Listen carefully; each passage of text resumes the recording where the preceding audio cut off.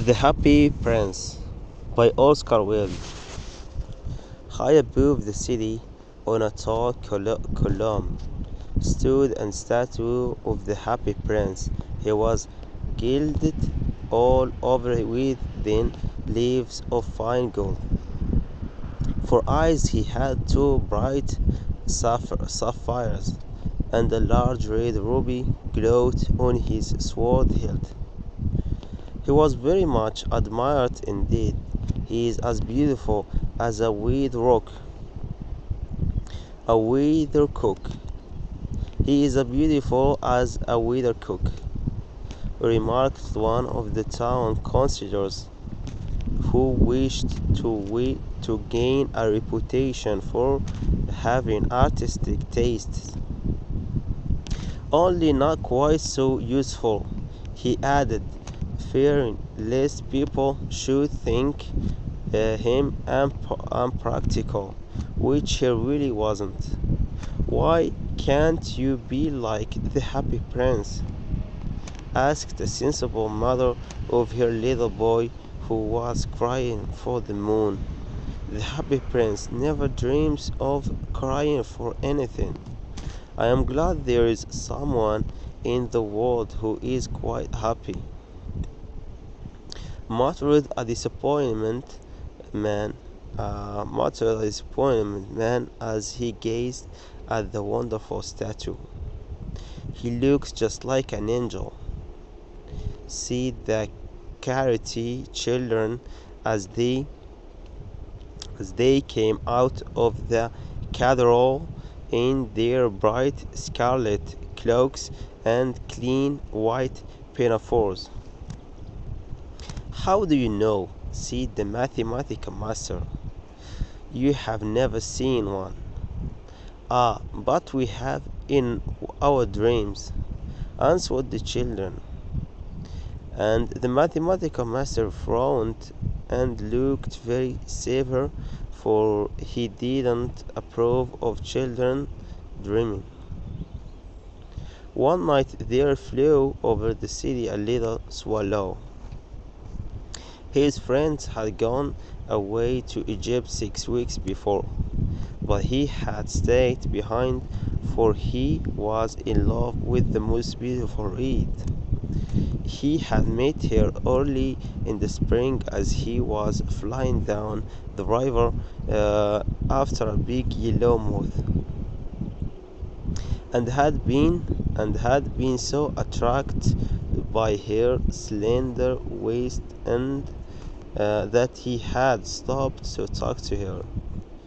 "Sure, I love you," said the swallow, who liked to come to the point at once, and the reed made him a low bow. So he flew round and round her, touching the water with his wings, and making silver ripples. This lasts all through the summer. It is a ridiculous attachment," twittered the other swallows. "She has no money, and far too many relations, and indeed the river was quite full of reeds. Then when the autumn came, they all flew away. After they had gone, he felt lonely and began to tire of his lady love. "She has no conversation," he said, "and I am afraid that she is a coquette, for she is always flirting with the wind. And certainly, whenever the wind blew, the reed made the most graceful courtesies. I admit that she is domestic," he continued, "but I love traveling, and my wife consequently should love traveling also. Will you come away with me?" he said finally to her, but the reed shook her head. She was so attached to her home. "You have been flirting with me," he cried. "I am off to the pyramids. Goodbye. And he flew away. All day long he flew, and at night time he arrived at the city. Where shall I put up? He said. I hope the town has made preparations. Then he saw the statue of the tall column. I will put up there, he cried. It is a fine position, with plenty of fresh air. So he alighted just between the feet of the happy prince. I have a golden bedroom, he said softly to himself as he looked around and prepared to go to sleep. But just as he was putting his head under his wing, a large drop of water fell on him. What a curious thing, he cried. There is not a single cloud in the sky. The stars are quite clear and bright, and yet it is raining. Then another drop fell. What is the use of a statue if it cannot keep the rain off? He said. I must look for a good chimney pot, and he determined to fly away. But before he had opened his wings, a third drop fell, and he looked up and saw, what did he see? The eyes of the happy prince were filled with tears, and tears were running down his golden cheeks. His face was so beautiful in the moonlight that the little swallow was filled with pity. Who are you? He said. I am the happy prince. Why are you weeping then? Asked the swallow. You have quite drenched me.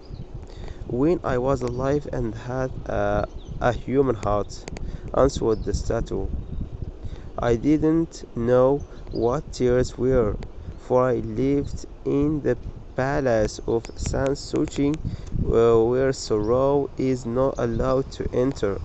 In the daytime I played with my companions in the garden, and in the evening I led the dance in the great hall.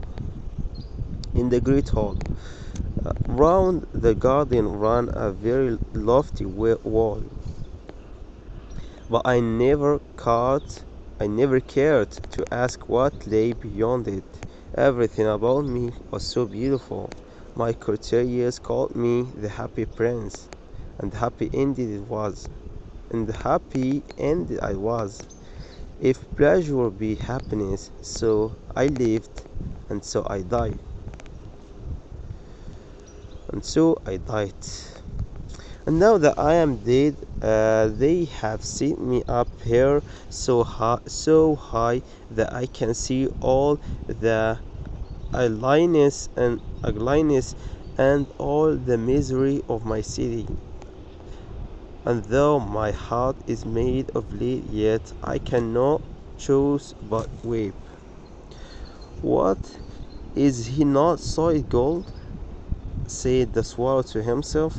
He was too polite to make any personal remarks out loud. Far away, continued the statue in a low musical voice. Far away in Little Street there is a poor house. One of the windows is open, and through it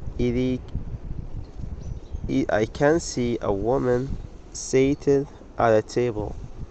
Her face is thin and worn, and she has coarse red hands, all pricked by the needle, for she is seamstress. She is embroidering passion flowers on a satin gown for the loveliest of the queen's maids of honor to wear at the next court ball. In a bed in the corner of the room, her little boy is lying ill. He has a fever He has a fever and is asking for oranges. His mother has nothing to give him but river water. So he is crying, "Swallow, swallow, little swallow, will you not bring her the ruby out of my sword hilt? My feet are fastened to this pedestal and I cannot move.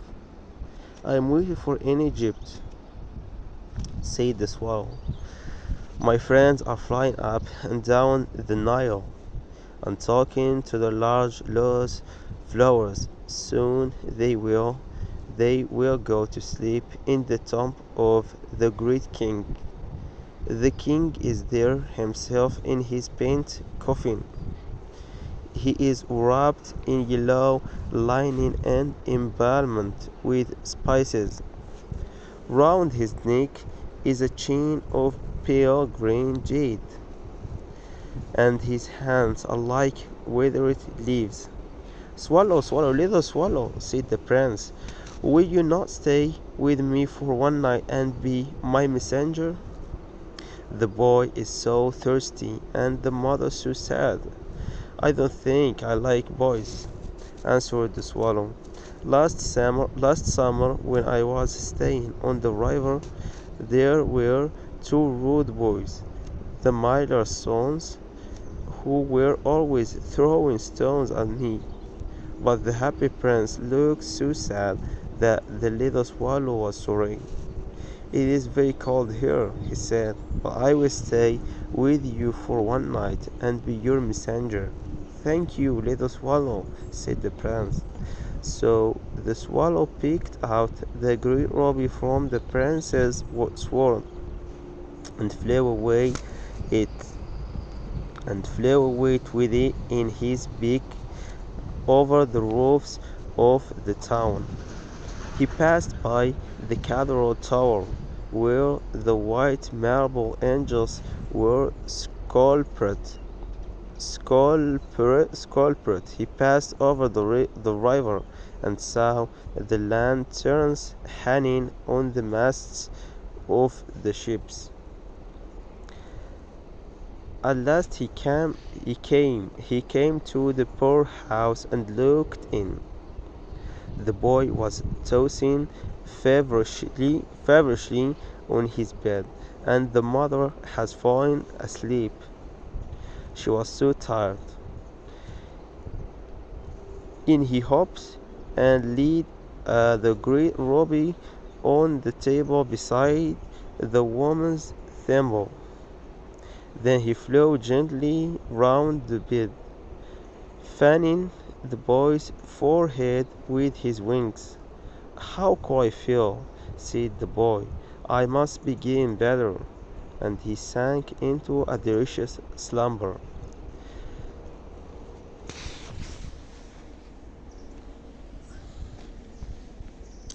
Then the swallow flew back to the happy prince and told him what he had done.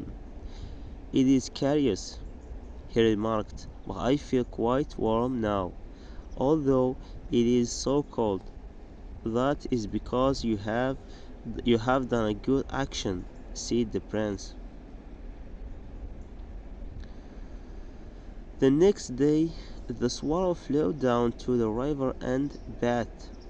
What a remarkable phenomenon," said the professor of ornithology as he was passing over the bridge. "A swallow in winter," and he wrote a long letter about it to the local newspaper.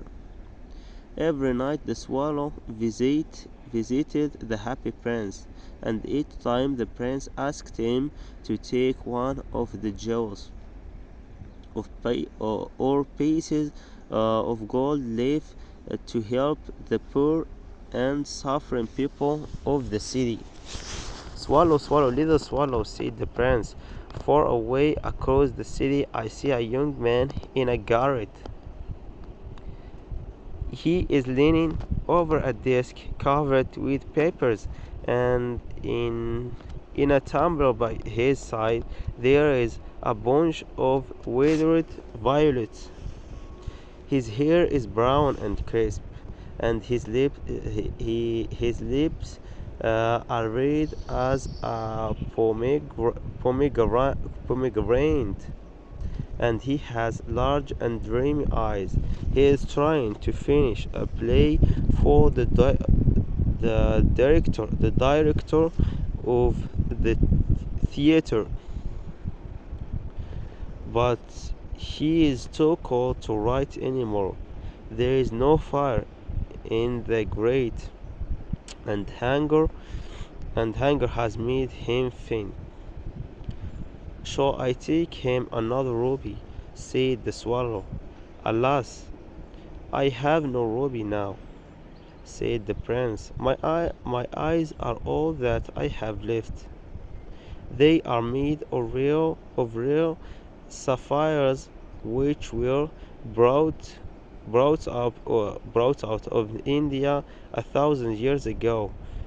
Pluck out one of them and take it to him. He will sell it to he will see it to the jeweler and buy firewood and finish his play." "Dear prince," said the swallow, "I cannot do that," and he began to weep. "Swallow, swallow, little swallow," said the prince, "do as I command you. Do as I command you." So the swallow plucked out the prince's eye and flew away to the student's garret. It was easy enough to get in, as there was a hole in the roof. Through through this he darted and came into the room. The young man has his head buried in his hands, and he did not hear the flutter of the bird's wings, and when he looked up he found the beautiful sapphire lying on the withered violets. "I am beginning to be appreciated," he cried. "This is from some great admirer. Now I can finish my play," and he looked quite happy. The next night the swallow came back again. "Swallow, swallow, little swallow," said the prince, "far away across the city I see a little match girl in the square.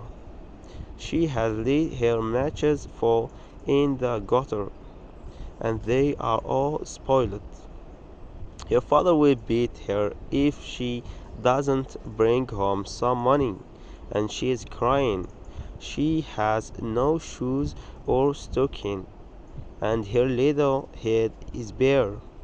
Pluck, pluck out my other eye and give it to her." "I will stay with you always," said the swallow. "No, little swallow," said the poor prince, "you must go away to Egypt." "I will stay with you always," said the swallow, and he slept at the prince's feet. The next day he sat on the prince's shoulder and told him stories of strange lands. He told him about the red ibises who stand in long rows on the banks of the Nile, about the Sphinx who is old who who is as old as the world itself. He told him about the red ibises who stand in long rows of the banks of the Nile, about the Sphinx, who is as old as the world itself, and about the merchant who walk slowly beside their camels. "Dear little swallow," said the prince, "you tell me all of marvelous things, but more marvelous than anything is the suffering of man and woman. There is no mystery so great as misery. Fly over my city, little swallow, and tell me what you see there." So the swallow flew over the great city and saw the rich making merry in their beautiful houses, while the beggars were sitting at the gates. He saw the starving children looking out listlessly as at the dark streets, and under the archways of bridges, the white faces of homeless men and women looking out at the black night. Then he flew back and told the princess what he had seen. I am covered with fine gold, said the prince. Said the prince. You must take it off leaf by leaf and give it to my poor.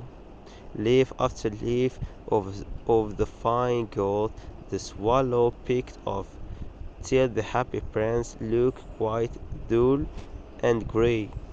Leaf after leaf of the fine gold he brought to the poor, and the children's faces grew rosier, and they laughed and played in the streets.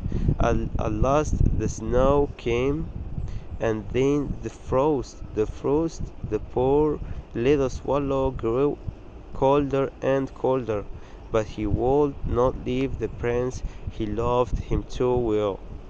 He would often pick crumbs from the baker's door when the baker wasn't looking, and try to warm himself by flapping his wings. But at last he knew that he was going to die. He had just strength to fly up to the prince's shoulder once more. Goodbye, dear prince, he murmured. Will you let me kiss your hand? I am glad that you are going to Egypt at last. Little swallow, said the prince. You have stayed so long, but you must kiss me on the lips, for I love you. It is not to Egypt that I am going, said the swallow. I am going to the house of death. Death is the brother of sleep, is he not? And he kissed the happy prince on the lips and fell down dead at his feet. At that moment, a curious crack sounded inside the statue, uh, as though something had broken. The leader heart had snapped right in two. Early the next morning, early the next morning, the mayor was walking in the square below with the town councillors. Dear me, how shabby the happy prince looks, he said. How shabby indeed, cried the town councillors. The ruby has fallen out of his sword, his eyes are gone, and he is no longer golden. In fact, he is little better than a beggar. Here is actually a dead bird at his feet, continued the mayor. We must issue a proclamation that birds are not allowed to die here. So they pulled down the statue of the happy prince. What a strange thing, said the overseer of the workmen. This broken heart will not melt in the furnace. In the furnace. The furnace. We must throw it away. So they threw it on a dust heap where the dead swallow was also lying. Bring me the two most precious things in the city, said God to one of his angels, and the angel brought him the leading heart and the dead bird. You have chosen